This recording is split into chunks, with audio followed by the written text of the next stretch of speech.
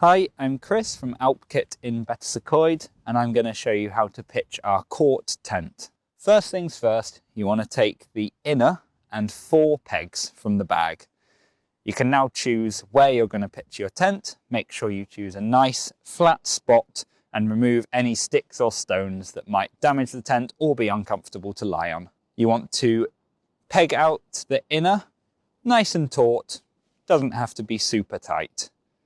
This will mark where your tent's going to be. After that, you want to take the poles from the bag. The poles are all 1 unit, so starting at the connector disc, you want to assemble each of the 6 pieces one by one, making sure that there's no silver showing at any of the connectors. Once the poles are fully assembled, then you can gently position the poles on top of the inner, making sure that each of the ends of the 4 long poles is positioned near the corner of the tent. You then want to insert the silver end of the pole into the red eyelet.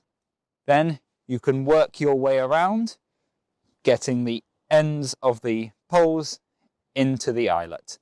You shouldn't have to bend the poles too hard.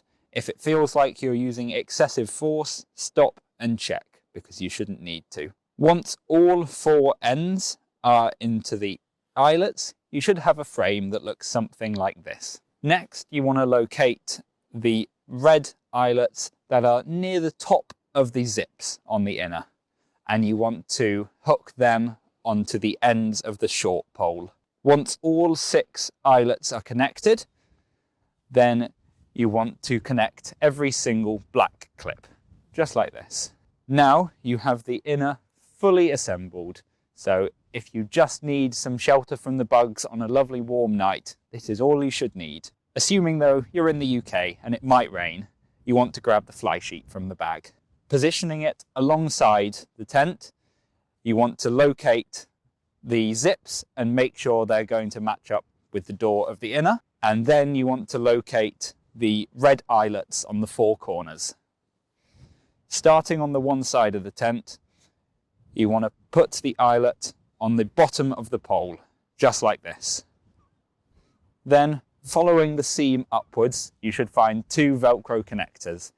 Connect this to the pole, as this helps keep the fly sheet in place. Once you've done that for 2 poles on one side of the tent, you want to gently move the inner over the rest of the tent. Again, just at the top of each zip for the doors, you should locate a small red eyelet. Connect this to the end of the short pole. Do exactly the same on the far side of the tent, connecting the 2 Velcros and the red eyelet for each of the corners. All that's left to do now is get the tent pegged and tensioned. Next, you want to locate your pegs and peg out all of the peg points located on the hem of the fly sheet. They want to be taut, but not super tight. We'll tension it later, so don't worry. Then you can do another lap of the tent, this time pegging out all of the guy lines.